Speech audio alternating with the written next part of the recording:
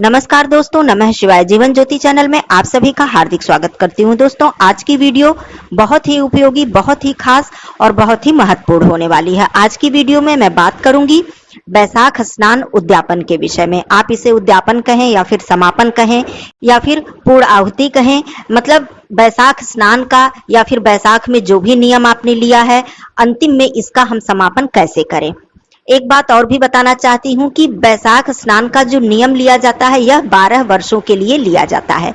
मान लीजिए कि किसी भी कारणवश बीच में आपका यह स्नान का जो नियम है ये खंडित हो जाए, कोई भी ऐसा कारण पड़ जाए कि आपका स्नान का नियम खंडित हो गया और आप अगले वर्ष से फिर आपने बैसाख स्नान नहीं किया या नियम आपने नहीं लिया, तो क्या इसका उद्यापन पूर्ण रूप से करना चाहिए। दूसरी बात, जब हम पूरे माह को समाप्त कर लेते हैं, अर्थात चैत्र पूर्णिमा से लेकर हम पूरा बैसाख का नियम पूरा कर लेते हैं बैसाख पूर्णिमा पर, तो इसका उद्यापन क्या पंडित जी से कराना चाहिए या स्वयं घर पर ही इसका समापन और उद्यापन हम कर सकते हैं, ये भी बात आप लोग जानेंगे। दूसरी बात, किन किन नियमों का हमें उद्यापन करना चाहिए और किस प्रकार से करना चाहिए, क्या इसकी विधि है, ये सारी बातें आप लोग जानेंगे और बहुत ही ज्यादा महत्वपूर्ण ये वीडियो आप लोगों के लिए होने वाली है। बहुत सारे प्रश्नों का उत्तर आपको इस वीडियो में मिलेगा, तो आप लोग वीडियो में बने रहिएगा। किस प्रकार से क्या क्या करना है, सारी जानकारी के लिए चैनल पे पहली बार है तो चैनल को सब्सक्राइब कर लीजिएगा। वीडियो मेरा पसंद आता है तो इसे लाइक जरूर कीजिएगा। कमेंट बॉक्स में ओम नमो भगवते वासुदेवाय अवश्य लिखिएगा। दोस्तों, जैसा कि आप सभी लोग जान रहे हैं कि बैसाख मास अब समापन की ओर है, बैसाख पूर्णिमा आने वाली है और जितने भी भाई बहन ने बैसाख स्नान का नियम लिया, पूरे माह का नियम लिया या फिर केवल अंतिम 5 दिनों का नियम लिया या फिर 1 दिन का भी नियम नहीं लिया, उन्हें बैसाख पूर्णिमा पर क्या करना चाहिए, आइए एक एक करके जानते हैं। देखिए, बैसाख मास में चाहे आपने 1 माह का नियम लिया, चाहे आपने अंतिम 5 दिन का नियम लिया, बैसाख पूर्णिमा पर आपको इसका समापन करना है। बैसाख पूर्णिमा कब है? 23 मई दिन गुरुवार को बैसाख पूर्णिमा पड़ रही है। इसी दिन आपको बैसाख का उद्यापन भी करना है, इसी दिन आपको सत्यनारायण जी की कथा का श्रवण करना है और बैसाख पूर्णिमा के जो भी कार्य है, जो भी नियम है, जो भी विधि है, पूजन अर्चन सब कुछ इसी दिन हमें करना है। पूर्णिमा व्रत के विषय में और भी वीडियो आगे आएगी। आज मैं बैसाख उद्यापन के विषय में बात कर रही हूँ। तो देखिए, आपको उद्यापन में क्या करना है। आप यदि पंडित जी से कराते हैं तो बहुत अच्छी बात है, अपने पुरोहित जी पंडित जी को बुलाकर आप विधि विधान से पूर्णाहुति कराएं, हवन कराएं, दान दक्षिणा भोज इत्यादि करें, सब कुछ कर सकते हैं। लेकिन मान लीजिए किसी भी कारणवश पंडित जी को नहीं बुला पाते हैं तो स्वयं आप क्या क्या करें। सबसे पहला कार्य होता है कि आप ब्रह्म मुहूर्त में स्नान कर लें, जो कि आपने पूरे माह किया है या केवल 5 दिन किया है या नहीं किया है, तब भी ब्रह्म मुहूर्त में आप स्नान कर लें, स्वच्छ वस्त्र धारण कर लें। गुरुवार का दिन है, आप पीपल पूजा भी कर सकते हैं, तुलसी पूजा भी कर सकते हैं। अब मान लीजिए कि नियम आपने चाहे स्नान का लिया हो, चाहे महात्म सुनने का लिया हो, चाहे दान का लिया हो, चाहे व्रत का लिया हो, चाहे पीपल पूजा का लिया हो, चाहे दीप दान का लिया हो, चाहे तुलसी पूजा का लिया हो, चाहे विष्णु सहस्त्रनाम के पाठ का लिया हो, चाहे श्रीमद् भगवत गीता के पाठ का लिया हो, चाहे विष्णु जी के मंत्रों के जप का संकल्प लिया हो, कहने का मतलब कुछ भी कोई भी नियम आपने लिया है, इसका आपको समापन करना ही करना है। अब समापन में सबसे पहला कार्य, आप उठकर ब्रह्म मुहूर्त में स्नान कर लीजिए, सूर्य देव जी की पूजा कर लीजिए, माता तुलसी जी की विधि विधान से पूजा कर लीजिए, भगवान विष्णु जी माता लक्ष्मी जी की पूजा कर लीजिए, पीपल पूजा अवश्य ही कर लीजिए, भगवान विष्णु जी के मंदिर में आप जाकर पूजा कर ले, शिव जी के मंदिर में आप जाकर पूजा कर ले। ये सारे कार्य आप सुबह, बिल्कुल सुबह सवेरे आप इसे कर ले। उसके बाद बारी आती है दान की।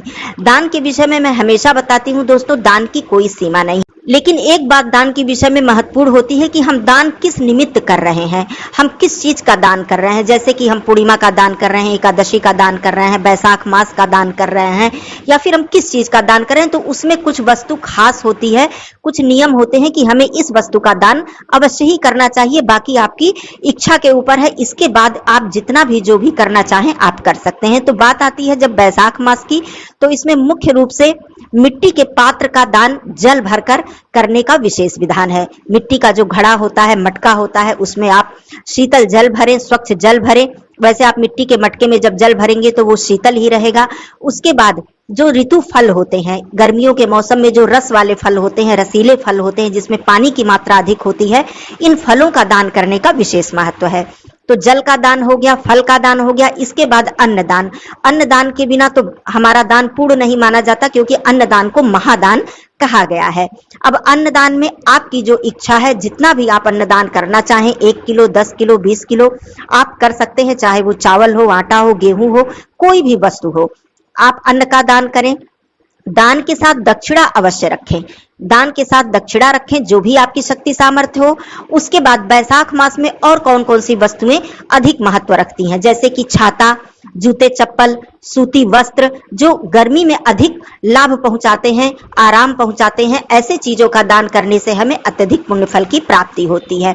अब बात आती है कि गरीबों में क्या दान करें। अब गरीब, जैसे आपको कोई भी ऐसा असहाय निर्धन गरीब आपको दिख जाए, उसे किस चीज की आवश्यकता है, उसके पास वस्त्र नहीं है, उसके पैरों में चप्पल नहीं है, उसके पास भोजन की व्यवस्था नहीं है, तो उस हिसाब से आप गरीब को दान कर दीजिए।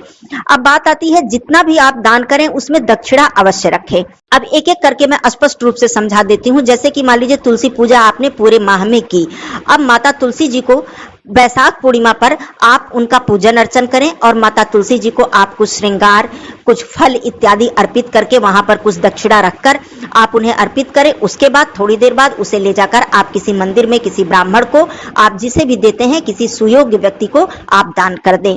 अब आपने मान लीजिए महात्म्य सुना, पूरे माह आपने महात्म्य सुना, चाहे आप मोबाइल से आपने सुना, चाहे पंडित जी से सुना, चाहे आपने पाठ किया, स्वयं भी किया, तब भी इसके निमित्त आपको कुछ दक्षिणा निकालकर आपको ले जाकर दान करना ही करना है। और वैसे जो बैसाख मास का आपने दान किया है, तो उसे पूर्णिमा पर तो दान वैसे भी हम करते हैं, चाहे बैसाख मास हो, चाहे किसी भी मास की पूर्णिमा हो, क्योंकि पूर्णिमा पर दान करना तो बहुत ही ज्यादा पुण्य फल को देने वाला होता है। अब आपने मान लीजिए कि पूरे माह नियम से आपने पीपल पूजा की, तो पीपल पूजा आपको बैसाख पूर्णिमा पर तो करनी ही करनी है। उसके बाद आप वहां पर जब पीपल पूजा करें, वहां पर आप कुछ फल, मिष्ठान, कुछ दक्षिणा रखकर वहां पे अर्पित करें और उसके बाद उसे आप ले जाकर पंडित जी, पुजारी जी या किसी ब्राह्मण को दान कर दें। इस तरह से जो समापन की बात होती है, तो इस तरह से हर कार्य के निमित्त हमें दान करना चाहिए, कुछ न कुछ दक्षिणा निकालकर हमें जरूर रखना चाहिए, जो भी नियम आपने लिया है। अब बात आती है कि पूर्णाहुति के और कौन से नियम है। अब सबसे महत्वपूर्ण नियम है हवन का। दोस्तों, जब तक आप हवन नहीं करेंगे, चाहे आप पंडित जी से कराएं, चाहे आप स्वयं करें, तब तक आपका समापन नहीं माना जाएगा, तब तक आपका समापन पूर्ण नहीं होगा। चाहे 1 माह का हो, चाहे आपका 12 वर्ष पूरा हो गया हो, तब आप कर रहे हैं। लेकिन यहाँ पर एक बात मैं और बता दूं, उस बात को बीच में रोककर कि यदि आपका 12 वर्ष पूरा हो गया है, क्योंकि जो स्नान का नियम लिया जाता है, जो भी माघ स्नान, कार्तिक स्नान, बैसाख स्नान, ये 12 वर्षों का नियम होता है। यदि मान लीजिए जिस भी भाई बहन का 12 वर्ष पूरा हो गया है, तो वो इसका जो उद्यापन है, जो समापन है, इसको आप विधि विधान से पंडित जी से कराएं, तो ये ज्यादा उत्तम है। मान लीजिए किसी कारणवश नहीं हो पाता है, तो कोई बात नहीं, आप स्वयं भी कर सकते हैं। अब हवन की बात मैं करती हूँ, तो बैसाख मास में जो सबसे महत्वपूर्ण है, हवन की वस्तु जो महत्वपूर्ण है, वो तिल है। तिल जरूर होना चाहिए। हवन का जो सामग्री हवन की होती है, जिसे कि हविष्य कहते हैं, इसे आप सभी लोग जानते हैं कि तिल, जौ, गुड़, घी, हवन सामग्री, जिसमें कि अनेकों प्रकार की लकड़ियां होती हैं, समिधा होती है, तो ये सारी सामग्री मिलाकर हम हवन करते हैं। वैसे हवन सामग्री बहुत होती है, इसकी तो बहुत विस्तार से चर्चा की जाए तो पूरा एक वीडियो ही बन जाएगा हवन सामग्री के विषय में, लेकिन मैं साधारण बात कर रही हूँ कि तिल जरूर होना चाहिए, क्योंकि जहां विष्णु भगवान जी की पूजा की बात आती है, वहां तिल का महत्व बहुत अधिक होता है। तो आप तिल उसमें जरूर डालिए और हवन स्वयं करिए। अपने घर में आम की लकड़ी है या फिर गाय के उपले पर आप पूर्णाहुति कर दीजिए। अब हवन में आप मंत्र जो है, आहुति किस मंत्र से देंगे, तो आप सभी लोग जानते हैं, मैंने हर वीडियो में बताया है बैसाख मास में कि ओम माधवाय नमः। यह बैसाख मास में बहुत ही बड़ा मंत्र है, क्योंकि इस मास को माधव मास कहा गया है।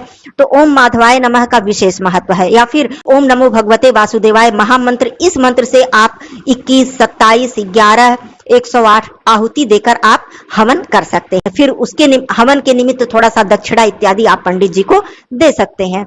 तो ये सारे कार्य आपके उद्यापन के विषय में है, समापन के विषय में है, आप जो भी कहिए। अब बात आती है कि दान का तो मैंने बता दिया। अब आप चाहें तो ब्राह्मण भोजन इस दिन यदि आप कराते हैं, तो ये बहुत ही उत्तम है। आप अपने घर में 1 ब्राह्मण, 2 ब्राह्मण, 5 ब्राह्मण यदि बुलाकर भोजन करा देते हैं, तो ये आपके उद्यापन का जो कार्य है ये बहुत ही उत्तम फल इसका प्राप्त होता है। और गौ माता के निमित्त भोजन, पशु पक्षी के निमित्त भोजन, कौओं के लिए भोजन, चिड़ियों के लिए भोजन, मछलियों के लिए आटा, जो भी आप डाल सके, चींटियों के लिए, मतलब कहने का पशु पक्षी से लेकर मनुष्य, गरीब, असहाय, निर्धन, सबके लिए जो भी आप कर पाए वो अवश्य करें। लेकिन जो उद्यापन और समापन का जो विशेष महत्व होता है वो दान, दक्षिणा और हवन, इससे आपका समापन और उद्यापन हो जाता है। या फिर ब्राह्मण को भोजन करा दीजिए, ब्राह्मण को भोजन कराने के बाद भी उन्हें दान दक्षिणा देकर ही विदा किया जाता है। ऐसा नहीं है कि आपने ब्राह्मण को भोजन करा दिया तो आपको कुछ दान करने की आवश्यकता नहीं है, तब भी आपको दान और दक्षिणा अवश्य देना चाहिए। नहीं करा पाते हैं तो आप संपूर्ण सीधा निकालिए और दक्षिणा रखिए, फिर दान कीजिए। तो इस तरह से ये वैशाख मास का जो है आपको समापन और उद्यापन करना है। अब बात आती है कि यदि मान लीजिए आपने कोई भी नियम नहीं लिया है तब भी आप ये सारे कार्य वैशाख पूर्णिमा पर करते हैं तो इसका अनंत गुना पुण्य फल आपको प्राप्त होता है। श्री हरि विष्णु भगवान के चरणों में आपको स्थान प्राप्त होता है, तब भी आप कर लीजिएगा। ऐसा नहीं है कि नियम आपने लिया है तभी आपको करना है।